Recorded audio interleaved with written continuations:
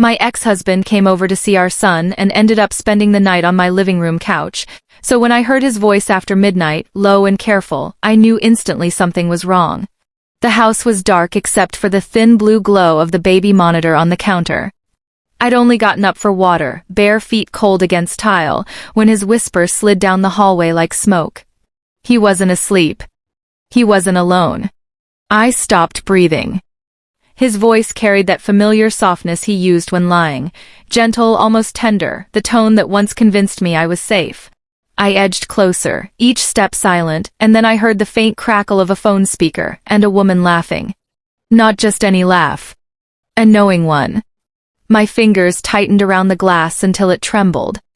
In that moment, standing in the dark outside my own living room, I understood two things with perfect clarity. He hadn't changed.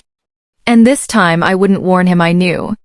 I'm the woman people mistake for harmless because I speak softly and listen fully. It's a useful illusion, one my ex-husband perfected during our marriage, long before I learned how to turn silence into a strategy. We were together 9 years, married for 6, and in that time he built a reputation as the charming one while I became the practical shadow beside him. He forgot birthdays, I mailed the cards. He missed payments, I fixed the accounts. When he lied, he smiled, and people believed the smile. Even I did, until the day I found out he'd been working late in someone else's apartment for 7 months. The divorce didn't shock anyone except him. He thought I'd beg, cry, bargain. I filed. Since then, he's treated me like background noise, polite when necessary, dismissive when possible, certain I'd always be predictable for our son's sake. He calls me steady, like it's a compliment when really he means manageable. What he never understood is that quiet women aren't harmless. We're observant. We notice patterns. And once we see the whole design, we don't react. We decide. By morning, he acted as if the night had never happened. He stood in my kitchen pouring cereal for our son, sleeves rolled, posture relaxed, playing the part of the attentive father so convincingly that anyone watching would have believed it.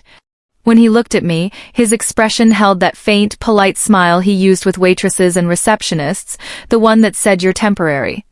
"Thanks for letting me crash," he said lightly, like he'd slept alone. No hesitation. No flicker of guilt. Just the quiet confidence of someone certain he wouldn't be questioned. I nodded and reached for the kettle. Steam began to whisper before I spoke. "Of course." He checked his phone face down on the counter. A message buzzed. His thumb slid across the screen fast, practiced, shielding the display with his palm. He didn't realize I'd already memorized the rhythm of that movement years ago, the exact gesture he used when hiding something. At breakfast, he laughed too softly at our son's joke, eyes drifting back to the phone between bites. Not anxious. Careful. Every word he spoke to me was courteous, neutral, trimmed of warmth, as if kindness were a currency he no longer spent here. He thought the performance was flawless. He didn't know I'd seen the rehearsal. The moment arrived quietly, the way truth usually does. He was rinsing his coffee mug at the sink, back turned, shoulders loose with the comfort of someone who believed the morning had reset everything. Our son was in the next room building a tower of blocks, humming to himself, safe in that small universe where adults told the truth and promises meant something. His phone lit up on the counter. Not a buzz this time, just a glow. A name slid across the screen. Marina. Followed by a message preview. Asterisk, did she suspect anything? I didn't move. Didn't blink. I simply watched the light pulse softly against the marble, as steady as a heartbeat. He reached for the mug towel, still unaware. In that reflection on the chrome faucet, I saw my own face beside his shoulder. Calm, composed, distant in a way I'd never been during our marriage. That was when I understood I wasn't hurt. I was finished. Not angry. Not jealous. Finished. The decision settled into me with the weight of something precise and irreversible. I wouldn't confront him. I wouldn't argue. I wouldn't even ask. Because questions give liars time to prepare answers. And I had already seen enough to prepare mine. I've always believed that the cleanest moves are the quiet ones. After he left that morning, kissing our son's head, thanking me again with that careful politeness, I sat at the dining table with my laptop and opened the folder labeled custody. I keep everything documented there. Dates, pickups, late arrivals, screenshots, school notes, medical receipts. Not out of paranoia. Out of habit. I'm a compliance analyst by profession. Evidence is simply how I think. I added a new entry. Overnight visit, unauthorized guest call, 12:43 a.m. No emotion. Just facts. Then I requested the phone records from our shared parenting app archive, the one he forgot logs call activity when it syncs with the home monitor system.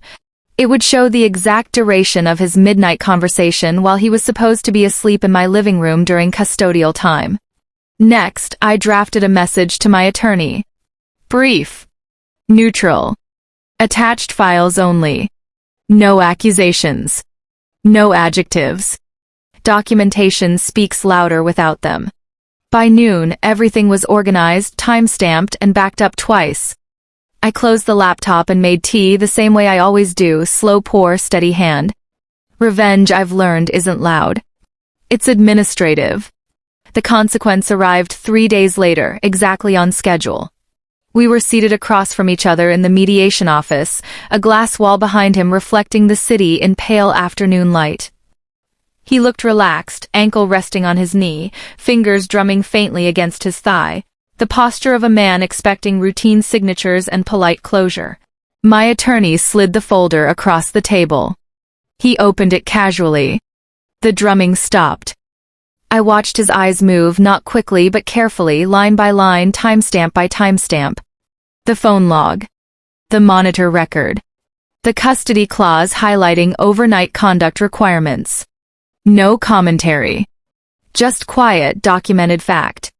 He swallowed once. Then again. What is this? He asked, voice thinner than I'd ever heard it. An amendment request, my attorney replied gently. Given recent evidence, my client is requesting modified visitation terms. Silence folded over the room. Even the air conditioner seemed to hush. He looked at me then, not angry, not defensive. Confused. As if trying to locate the moment he'd lost control of the story. I held his gaze, calm, steady, unreadable. For the first time since I'd known him, he understood something fundamental. I hadn't reacted. I had acted. The shift didn't explode. It settled. His lawyer cleared his throat and began flipping pages with the tight, professional expression of someone realizing the case had quietly changed shape. My ex tried to laugh once, too late, too soft, and no one joined him. The mediator's tone turned measured, formal, suddenly attentive to me instead of to him. Authority, I've noticed, follows evidence the way shadows follow light. Outside the office, he called my name. Not sharply. Carefully. The way people speak when they sense the ground isn't stable anymore. You could have just talked to me, he said. I studied his face, searching for the man I once trusted. I didn't find him. I did, I replied. For 9 years. He didn't answer. There wasn't a version of the story left where he won. Later that evening, my phone lit up with messages from mutual friends. Polite, curious, cautious. Word travels differently when it's carried by documents instead of rumors. No one accused me of overreacting. No one defended him. Facts make loyalty hesitate. And that's why this matters. Not because he lost something, but because I finally stopped losing myself to keep him comfortable. That night, after our son fell asleep with his small hand curled around my sleeve, I stood by the window and listened to the quiet I used to be afraid of.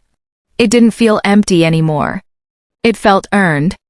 For years, I thought strength meant endurance. Absorbing disappointment, smoothing tension, keeping peace like it was a fragile object only I could carry.